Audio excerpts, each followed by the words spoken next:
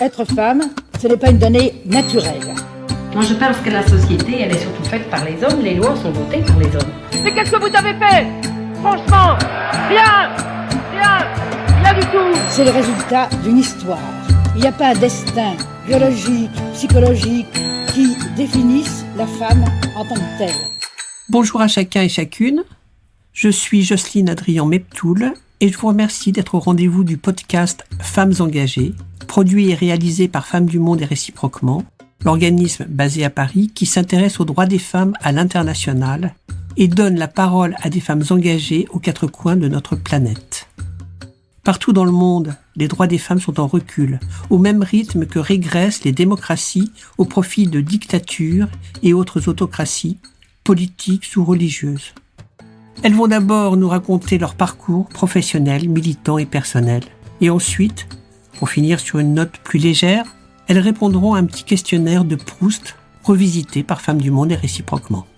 Dans le cadre de nos séries thématiques, le contexte international où un certain nombre de dirigeants prônent la force contre le droit, nous avons souhaité réaliser une série sur les femmes de loi. Car pour nous, une société du bien vivre ensemble et de la paix repose sur le socle du droit et rien d'autre. Parmi ces femmes de loi, nous nous sommes notamment intéressés à l'association Bâtonnières du Monde. Nous vous proposons de les écouter. Aujourd'hui, nous accueillons l'ex-bâtonnière de San Francisco, Maître Teresa Johnson. Bonjour, ravi d'être ici. Nous sommes encore plus ravis que de vous recevoir. Chère Teresa Johnson, vous étiez la bâtonnière de San Francisco en 2024. Vous travaillez comme associée chez Arnold & Porter, un cabinet d'avocats international au sein duquel vous co-dirigez le département des marchés financiers, conseillant vos clients sur les transactions boursières. Vous êtes experte des questions ESG, c'est-à-dire l'équivalent en France de la RSE, c'est-à-dire responsabilité sociétale des entreprises. Et vous vous intéressez particulièrement à la diversité au sein des conseils d'administration. Diplômée de Harvard et de Stanford, vous avez été distinguée par le Daily Journal comme l'une des 25 meilleures avocates spécialisées pour les transactions d'entreprise dans le classement annuel des 100 meilleures avocates. Merci. Bravo. Pouvez-vous présenter, dire qui vous êtes et ce que vous faites? Oui, je suis très Alors heureuse déjà, je voudrais commencer par vous remercier pour cette invitation. Je suis très heureuse d'être avec vous ici aujourd'hui. Je suis donc, comme vous l'avez dit, une associée au sein du cabinet Arnold & Partner et je m'occupe plus spécialement de la gouvernance des entreprises et je suis experte de toutes les questions de diversité au sein des conseils d'administration et des boards. Et donc, je fais du conseil légal, mais je fais aussi beaucoup de travail pro bono. Et comme vous l'avez dit, j'ai été l'année dernière bâtonnière de San Francisco, l'ordre des avocats de San Francisco qui a pour mission de représenter les avocats depuis plus de 125 ans maintenant. Et à ce titre, j'étais également aussi très engagée dans le travail pro bono, c'est-à-dire qu'on donnait beaucoup de services légaux pro bono grâce à notre centre de justice et de diversité. Je prouve le prochain en français. Nous voyons si ça marche. Vanessa Bussardo et moi sommes devenus amis l'année dernière grâce à nos barreaux respectifs. En 2024, elle a dirigé un groupe d'avocats chevronnés du barreau de Paris lors d'une série de réunions à San Francisco consacrées à l'intelligence artificielle dans le domaine juridique. Le barreau de Paris et le Bar Association de San Francisco ont signé un accord de collaboration pour œuvrer ensemble à la mise en œuvre et au développement de l'IA dans la pratique du droit. En tant que collègue dirigeant du barreau, elle m'a invité à rejoindre Bâtonnières du Monde, une nouvelle organisation regroupant des femmes avocates du monde entier, travaillant ensemble sur des problématiques communes à toutes les femmes juristes, où qu'elles soient. Partager des idées et des défis avec d'autres femmes avocates est un excellent moyen de trouver des solutions. La collaboration est efficace. Ensemble, nous sommes plus fortes. Absolument, toujours. Oui, c'est vrai. Et selon moi, la réussite de l'une d'entre nous est la réussite de toutes. Bravo, bravo, bravo. Dans les grands dossiers que vous portez, est-ce qu'il y a quelque chose en dehors de la diversité? Est-ce qu'il y a des sujets qui vous tiennent plus particulièrement à cœur? De la diversité, selon moi, la chose que c'est le plus important pour moi, c'est la diversité des femmes dans la profession juridique. C'est toujours difficile pour les femmes avocates d'avancer. C'est meilleur que c'était dans l'histoire. Mais aujourd'hui, maintenant, il y a dans les grands barreaux, excusez-moi, dans les grands bureaux, comme le bureau d'avocat où je suis, il y a 25 femmes avocates qui sont partners. Et ça, c'est meilleur que moi, mais ce n'est pas assez. D'accord. Dans le contexte international actuel, où les régimes autoritaires augmentent dans le monde contre les démocraties, où le droit international est de plus en plus bafoué, on en a malheureusement des tas d'exemples, où au niveau des nations elles-mêmes, des entorses au droit sont de plus en plus fréquentes. Où en est le droit, chez vous, à San Francisco, et plus largement aux États-Unis? Et pour vous, qu'est-ce qu'il faudrait faire au niveau mondial? Selon moi, quand on parle de la montée de l'autoritarisme dans le monde, on imagine souvent des scènes spectaculaires, comme des coups d'État ou avec des dictatures en uniforme. Mais la réalité est bien plus subtile et à bien des égards plus complexe. Et cela influence profondément le système juridique actuel. Aux États-Unis, le système juridique reste structurellement solide. Il reste solide. Nous avons une constitution, des tribunaux indépendants et une longue tradition de freins et contrepoids. Nous disons checks and balances. Mais voilà l'hic. Ces systèmes ne fonctionnent que si les personnes au pouvoir les respectent. Une grande partie de ce qui assure le fonctionnement de notre démocratie n'est pas écrite. Ce sont des normes et une conception partagée de l'état de droit. Lorsque ces normes commencent à s'éroder, le droit est mis à épreuve et les institutions subissent des pressions. Le droit remplit donc toujours son rôle, mais il est indéniablement mis à l'épreuve. Oui. Danger, alerte, quoi, en fait. Oui, il y a beaucoup de dangers, selon moi. Et à l'échelle mondiale, la tendance est à la fois fascinante et quelque peu inquiétante. On voit des dirigeants accéder au pouvoir pour les urnes, puis utiliser des outils juridiques pour consolider leur influence. Ainsi, au lieu d'abolir des tribunaux, il les corrompt. Ses alliés, ses amis deviennent des juges. Le système judiciaire est instrumentalisé pour persécuter les opposants politiques, tandis que des alliés politiques sont graciés.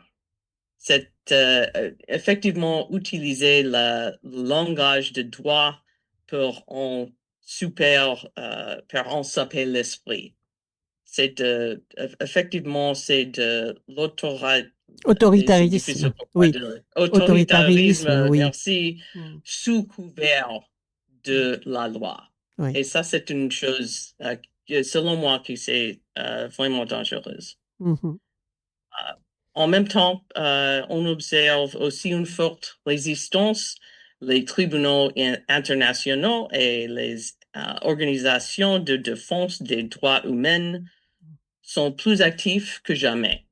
Et il y a aussi un écosystème de journalistes, des avocats qui utilisent le droit de manière créative pour demander des comptes aux dirigeants. Et selon moi, un point essentiel que beaucoup d'entre nous ont tenu pour acquis jusqu'à récemment, c'est que l'état de droit serait toujours respecté. J'ai pensé que ça serait la vérité. Oui, éternelle. Éternelle, oui. Mais la loi ne s'applique pas d'elle-même. Une constitution n'est que du papier. Et le peuple, excusez-moi, une constitution n'est que du papier si le peuple ne lui donne pas de sens. Et c'est précisément la situation actuelle, ici comme ailleurs. Les outils juridiques pour protéger la démocratie existent toujours. Nous devons les utiliser et les demander de compte. Oui. Oui, c'est très important effectivement d'être en contre-pouvoir, c'est-à-dire que d'abord que les gens de droit, les hommes et les femmes de droit, obligent à appliquer les lois, à respecter la Constitution, et puis il faut qu'il y ait le contre-pouvoir aussi de la société civile qui se mobilise aussi pour que, avec ces défenseurs et défenseuses des droits, la loi et le droit soient respectés et ne soient pas mis de côté pour un pouvoir par la force. Oui, c'est vrai. C'est important pour nous tous de souvenir que les normes sont si importantes et qu'il y a une idée partagée de l'état de droit.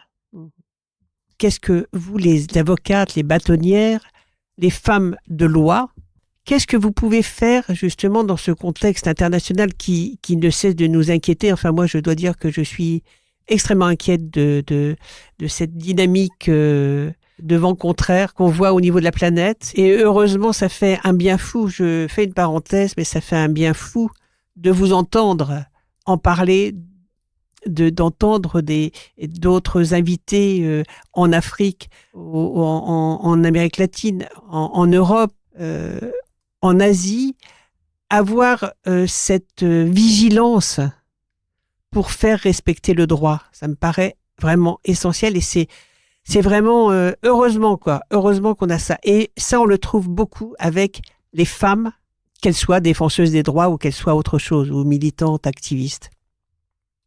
Qu'est-ce que vous pensez justement que vous pouvez faire en tant que femme de loi pour ramener le droit et j'allais dire, et la justice au cœur de nos sociétés?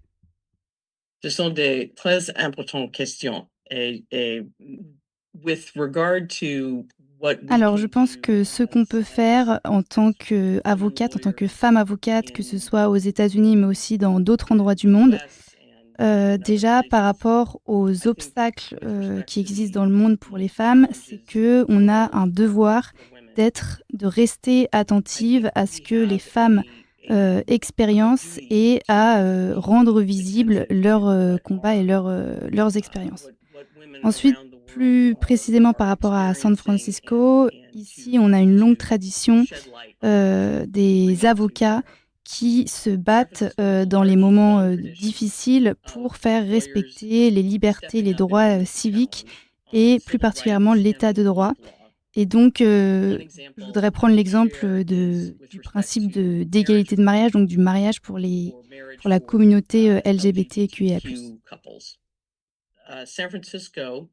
Donc, San Francisco a été la toute première juridiction aux États-Unis en 2004 à adopter une politique permettant donc aux couples de même sexe de pouvoir se marier.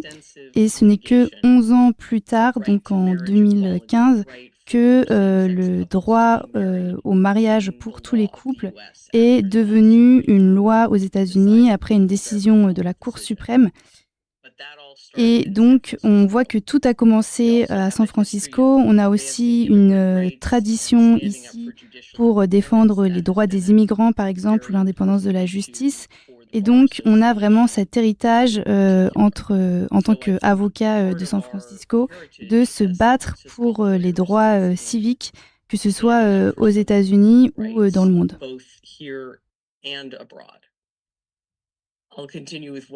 Et juste une dernière pensée par rapport à ça, je pense que les bâtonniers et les bâtonnières ont une grande capacité, une grande habilité à rassembler les gens. Par exemple, à San Francisco, on a une communauté du droit qui est très diverse, c'est-à-dire qu'elle inclut beaucoup de groupes différents, que ce soit des grandes entreprises, technologies, des professeurs, des activistes, des militants, etc. Et donc, on a cette capacité à rassembler ces groupes différents ensemble. Et rien que ça représente la moitié du combat. C'est vraiment le concept de rassembler les gens et de construire des coalitions pour faire avancer non pas une partie ou un segment de la communauté, mais toute la communauté ensemble rassemblée. Merci. C'est très clair et très complet votre analyse et votre présentation. Je vous propose qu'on passe à la deuxième partie qui concerne davantage un petit peu votre parcours personnel. Qu'est-ce qui a conduit la petite Teresa à devenir la bâtonnière de San Francisco et vous avez visiblement une vision extrêmement à la fois large et précise de ce qu'est notre société, de ce qu'elle doit être grâce au droit. Alors pour moi, c'était assez simple.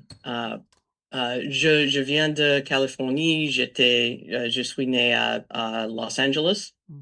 Et mon père était avocat dans un grand bureau comme où je travaille maintenant. Alors, j'ai décidé quand j'étais une fille de faire la même chose. Et c'était un vrai plaisir pour moi de suivre mon père, d'être avocat.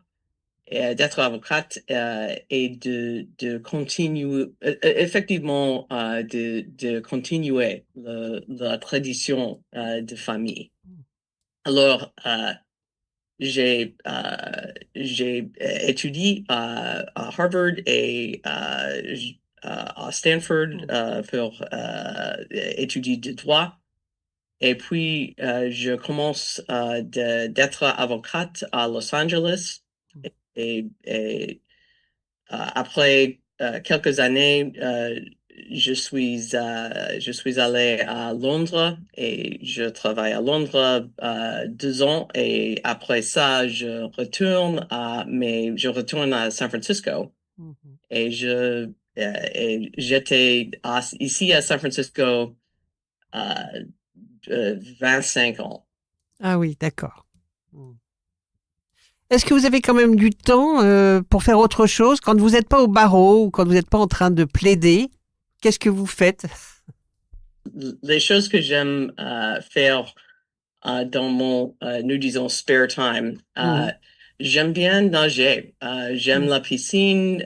C'est une forme d'exercice et aussi de méditation. C'est vraiment... comment est-ce qu'on dit, relaxing. Et aussi, j'aime bien l'art contemporain. J'aime bien la photographie, les peintures. Et c'est un vrai plaisir pour moi d'aller au musée, aux galeries pour voir les choses, les peintures, les photographes. Quand j'étais à Paris, le mois passé, je suis allé à l'Art Basel, le grand exhibit à le Grand Palais. La grande exposition du Grand Palais, oui. Oh, c'était ouais, impressionnant. impressive. Très bien. Est-ce que vous êtes partante pour qu'on fasse un petit questionnaire de Proust revisité par l'association Femmes du Monde et réciproquement? Alors, quel est le principal trait de votre caractère? L'intelligence. La qualité que vous préférez chez un homme ou chez une femme? Il y a deux, la générosité et la gentillesse. Chez les deux, aussi bien chez les hommes que chez les femmes? Oui, tous les deux. Qu'est-ce que vous appréciez le plus chez vos amis? D'avoir de l'esprit. Le pays où vous aimeriez vivre? C'est toujours les États-Unis. J'aime les autres pays, j'aime bien la France, j'aime bien l'Italie, j'aime bien être à Londres, mais je suis américaine. Très bien. Quelle réforme politique a, selon vous, amélioré la société? Selon moi, c'est le droit de vote pour les femmes. Si vous aviez une baguette magique, qu'est-ce que vous feriez? Selon moi, je fais la paix mondiale. World Peace. Quelle bonne idée. Oui, j'espère. Oui. C'est un espoir. Oui. Quelle est la couleur que vous préférez et pourquoi? Le bleu. Et je ne sais pas. C'était quand j'étais petite, quand j'étais fille, c'était le bleu. Est-ce que vous avez une cuisine que vous aimez particulièrement ou un plat que vous aimez? Oui, j'aime bien la cuisine italienne et mon plat favori est pasta à la carbonara. Ah, et vous les faites, vous, les pâtes à la carbonara? Vous cuisinez? Oui, quelquefois. C'est assez difficile de le faire bien. Ah oui. Mais je sais. Les Italiens, ils sont les meilleurs. Votre animal totem, si vous en avez un, dans lequel vous pourriez vous réincarner? Le jaguar. Pourquoi? Parce que je pense que le jaguar a de courage, de bon courage, est un animal très, très beau. Vous pourriez nous citer quelques auteurs ou autrices ou artistes préférés? C'est difficile de choisir, mais je dis comme j'aime bien les poétesses, Emily Dickinson, aussi Mary Oliver et aussi Elizabeth Bishop. Et comme des artistes, j'aime bien le photographe. Elle fait des photographes. Elle s'appelle Cindy Sherman. D'accord. Donc poétesse et photographe. Si vous étiez un mot? Peut-être convivialité. Convivialité. J'aime bien convivialité. D'accord. Si vous étiez un lieu? Je pense que c'était une piscine, parce que j'aime bien être aux piscines. D'accord, dans la haute. Si vous étiez une odeur, un parfum? Je ne sais pas comment on dit en français. Eh bien, dites-le en anglais. Sandalwood. C'est le santal, je crois. Ça, c'est santal. Oui. Yes. Santal. Est-ce que vous avez une devise, un mantra qui vous sert de guide dans la vie? Pour moi, c'est ne jamais perdre espoir. Espoir. Oui. Toujours l'espoir. Oui, absolument. Et enfin, la question que vous auriez aimé que je vous pose? Peut-être ça serait dans quelle région est-ce qu'on fait le meilleur vin? C'est France, c'est l'Italie, c'est Californie. Quelle serait votre réponse? Parce que la mienne, c'est évidemment que c'est en France. Hein. Selon moi, c'est le meilleur vin, c'est quel que soit le vin dans mon verre, c'est le meilleur. Ah d'accord, ok. Vous êtes multinational, international. Vraiment. vraiment. Bien. Très bien. Eh bien, écoutez, je vous remercie infiniment pour cette interview. Maître, chère Teresa Johnson, ça a été un plaisir de vous entendre, de vous écouter. Et surtout, ça a été un plaisir de vous entendre aussi en français. Vous parlez parfaitement en français. Et en plus, vous savez qu'on adore, nous les Français, on adore le petit accent américain. Donc, c'est parfait. Encore, vous êtes très gentil. C'était un vrai plaisir pour moi. Merci infiniment. Vous venez d'entendre le podcast Femmes engagées, produit par Femmes du Monde et réciproquement, qui offre un micro aux femmes engagées partout dans le monde afin de faire entendre leur voix en toute liberté. Le podcast Femmes engagées est enregistré soit dans le studio La Poudre de la Cité Audacieux, soit en micro-nomade. J'ai eu le plaisir d'animer notre podcast Femmes engagées avec la participation de toute l'équipe de Femmes du Monde et réciproquement. Merci à Marie Cholet, Léa Robert, Huguette Klein, Mathieu de la Souchère, Flore Lefebvre, Anita Nicolas Bruder, Camille Goasduf, Hermine de Moissac, Okolani Panerio Langer. La musique et le montage sont assurés par Thomas Dor. Un grand merci à lui. Merci à chacun et chacune pour votre écoute.